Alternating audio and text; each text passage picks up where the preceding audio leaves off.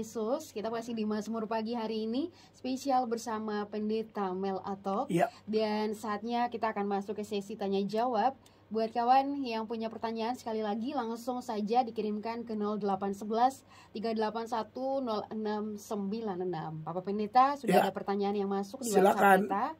Pertanyaan yang pertama ingin bertanya, apakah orang-orang yang tidak percaya adanya Yesus yang selalu menghina dan menganiaya orang Kristen dengan ujaran kebencian, apakah orang-orang seperti mereka akan diberikan hukuman atau mereka tetap diselamatkan? Terima kasih dan mohon pencerahan.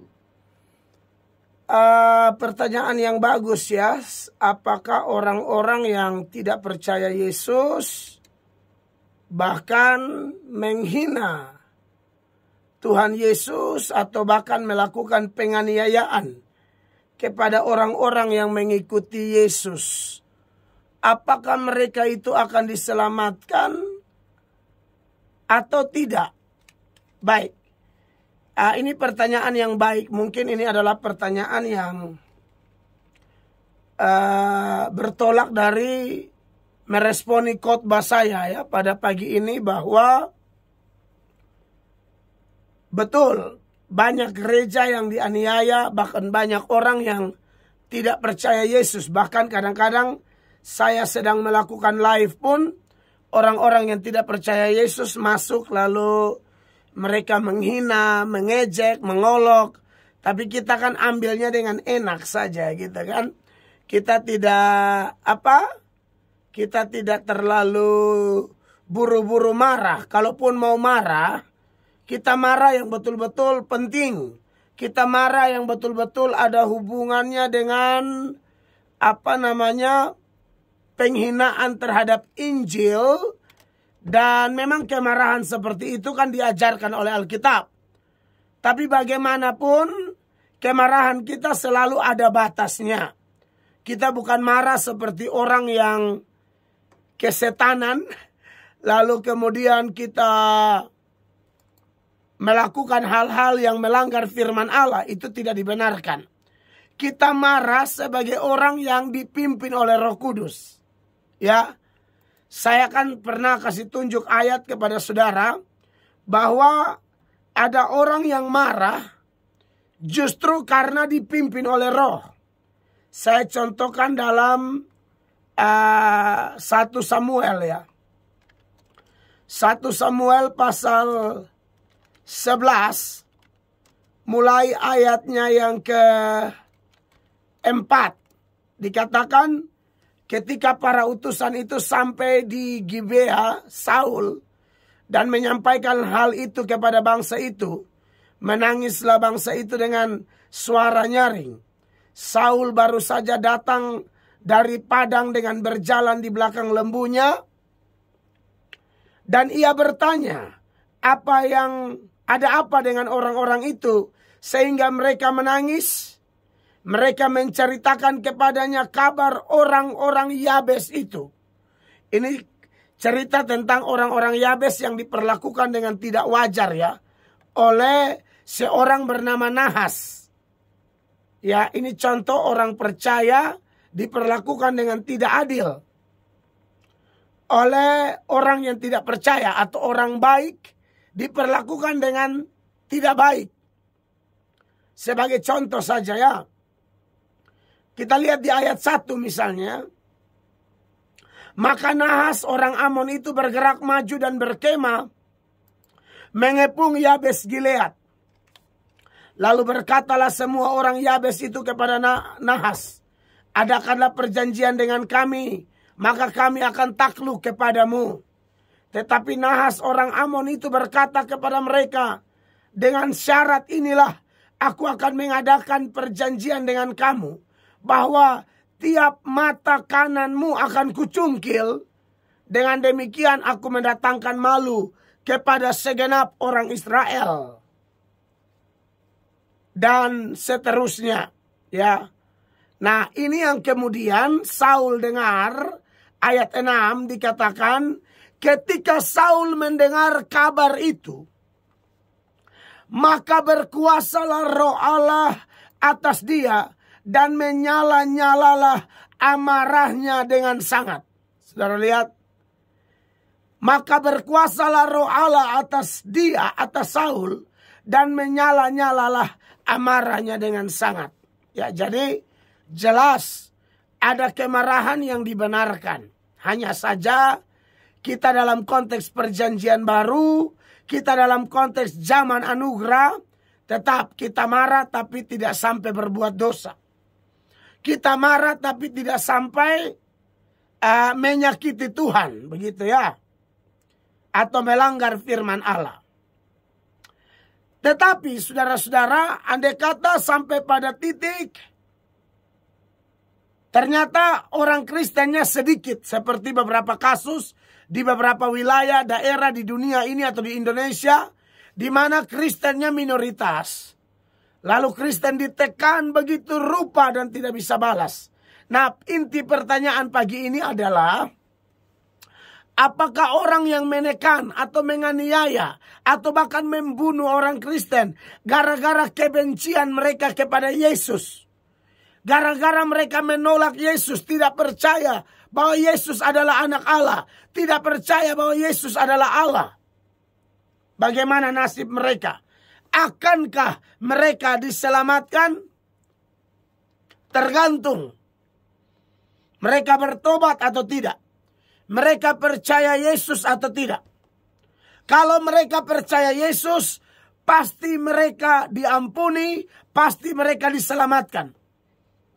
Kalau mereka percaya dan menerima Dia sebagai Tuhan dan Juru Selamat. Ingat, bukan Juru Selamat saja, tapi Dia Tuhan. Kalau hanya bicara Juru Selamat, banyak orang menyebut manusia tertentu juga Juru Selamat. Saya contohkan saja pengalaman saya dulu. Ada seorang dianiaya. Dia dianiaya lalu saya tolong dia. Saya tolong dia. Katakanlah saya selamatkan dia. Kalau saya tidak ada, dia mati.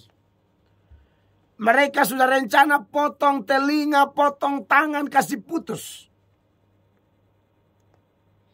Saya ada lalu saya berusaha. Akhirnya dia lolos. Saya tegur, saya coba menghalang-halangi mereka memotong tangannya. Saya peluk dia dan lain sebagainya. Lalu saya antar dia ke rumah sakit karena hancur dia. Orang Kupang bilang mandi darah. Saya selamatkan dia. Maka dia cerita di mana-mana. Dia bukan orang Kristen. Dia cerita di mana-mana. Mel Atok Juru Selamat. Nah, ternyata kalau orang ngomong Juru Selamat, manusia yang menyelamatkan mereka dari satu masalah seperti pengalaman saya ini, mereka sebutnya Juru Selamat. Nah, Tuhan Yesus bukan Juru Selamat seperti itu. Yesus itu Juru Selamat semua manusia. Dan Yesus adalah Tuhan. Kepercayaan kepada Yesus adalah Tuhan atau bukan yang sangat menentukan orang masuk surga atau tidak. Kalau dia percaya Yesus Tuhan, mati masuk surga. Dia menolak Yesus sebagai Tuhan, mati masuk neraka. Paulus dulu sangat benci Yesus. Dulu sangat benci orang Kristen. Tapi Paulus bertobat. Akhirnya Paulus diselamatkan. Ya. Jadi saya kalau lihat ada gereja-gereja ditutup, ya. Orang-orang ini saya tidak mengerti kenapa mereka tutup gereja. Tapi salah satu hal yang kelihatannya menjadi penyebab adalah karena mereka tahu gereja itu sembah Yesus sebagai Tuhan. Sedangkan mereka tidak percaya Yesus Tuhan. Maka otomatis mereka akan menyerang gereja. Otomatis mereka akan dipakai setan menghancurkan gereja. Bisa tidak orang-orang seperti ini bertobat? Bisa. Paulus bertobat, terima Yesus, selamat. Yusuf Roni, ya dulu bakar gereja. Tuhan jamah, Tuhan selamatkan, masuk Kristen, bahkan jadi pendeta. Saifuddin Ibrahim sangat benci Kristen, sekarang jadi pendeta. Dan masih banyak kesaksian dari orang-orang yang benci gereja. Tuhan jamah, Tuhan selamatkan. Sekarang cinta gereja luar biasa, cinta Yesus luar biasa. Jadi kita orang Kristen ya balasnya dengan doa saja. Balasnya dengan doa saja. Jangan balas dengan yang lain. Kalau ada orang seperti itu. Ya. Atau kalau memang melanggar hukum ya kita bawa ke ranah hukum. Seperti itu. Seperti Yahya Waloni kan. Hina-hina gereja dan ujung-ujung diproses. Dan kelihatannya itu akan ditahan.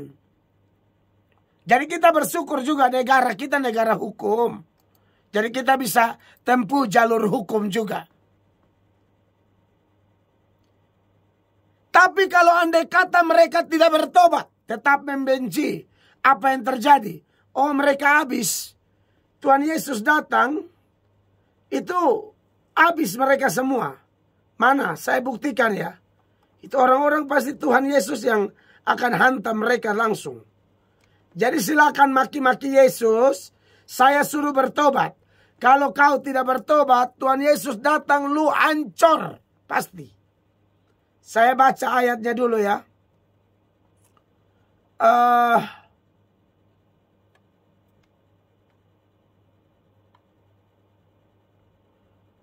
Di dalam